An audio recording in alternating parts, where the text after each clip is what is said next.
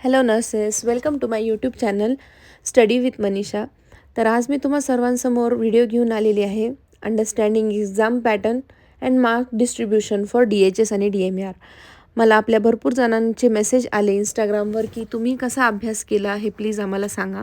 So आज मी त्याबद्दल मार्गदर्शन घेऊन तुमच्या सर्वांच्या समोर आलेली आहे.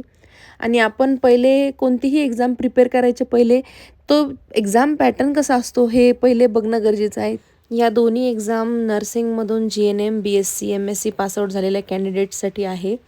DMER आणि DHS यामध्ये कॉमन सब्जेक्ट जर आपण बघितले तर ते आहे नर्सिंग सेक्शन, ज्यामध्ये नर्सिंगचे सर्व सब्जेक्ट इन्क्लूड होतात, आणि नॉन नर्सिंगचे सब्जेक्ट्स.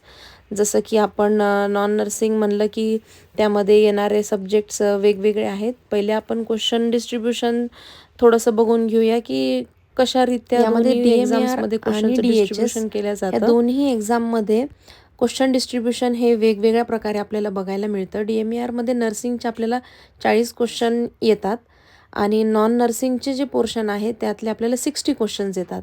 आणि DHSमध्ये नर्सिंगचे आपल्याला जास्त क्वेश्चन बघायला मिळतात, 80 क्वेश्चन्स येतात नर्सिंगचे. आणि नॉन नर्सिंगमध्ये इकडे फोकस जरा कमी केलेला आहे DHSमध्ये, ते आपल्याला 20 येतात. अशा प्रकारे 100 क्वेश्चन आपल्याला DMERच्याही एक्झामला मिळते आणि 100 क्वेश्चन आपल्याला DHSच्याही एक्झामला दिसून येते. प्रत्येक प्रश्नाला आपल्याला करेक्ट आल्यानंतर 2 मार्क्स अलॉट केले जातात. आणि दोन्ही एक्झाम जी आहे ती 200 मार्क्सची आहे, म्हणजे एका प्रश्नाला 2 मार्क करेक्ट भेटतात. तर 100 प्रश्नांची आपल्याला 200 मार्कची ही एक्झाम आहे. आणि सर्वात चांगली गोष्ट म्हणजे ह्या दोन्ही एक्झाममध्ये आतापर्यंत निगेटिव्ह मार्किंग नाही आहे. आपण सगळे क्वेश्चन अटेम्प्ट करू शकतो.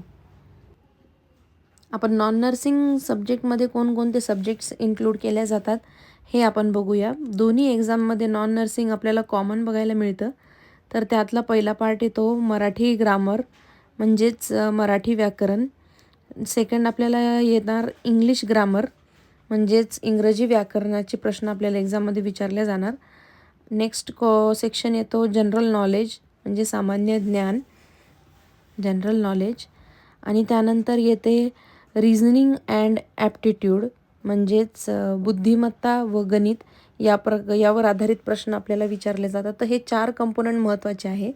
आणि दोन्ही एक्झाममध्ये याचं मार्क डिस्ट्रीब्युशनही वेगळं आहे. जसं आपण बघितलं आहे DMERमध्ये 15 प्रश्न मराठीचे, 15 इंग्लिशचे, 15 जनरल नॉलेजचे आणि 15 रिझनिंग ॲप्टिट्यूडचे येतात.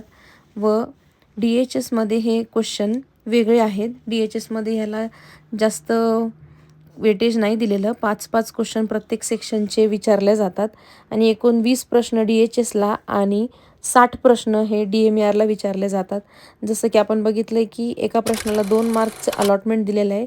तर DMERला 120 गुण आणि DHSला 40 गुण या प्रश्नांना आहे नॉन नर्सिंग सेक्शनला. तर आपल्याला DMERला यावर ओव्हरऑल जर मार्क डिस्ट्रीब्युशन आपण जर दोन्ही एक्झाम्सचं बघितलं तर DMERमध्ये नर्सिंग हे आपल्याला 40 प्रश्न 80 मार्काला येणार आणि नॉन नर्सिंगचे 60 प्रश्न आपल्याला 120 मार्कांना, म्हणजेच एकूण 200 मार्कांची ही परीक्षा 100 गुणांसाठी आपल्याला द्यावी लागते.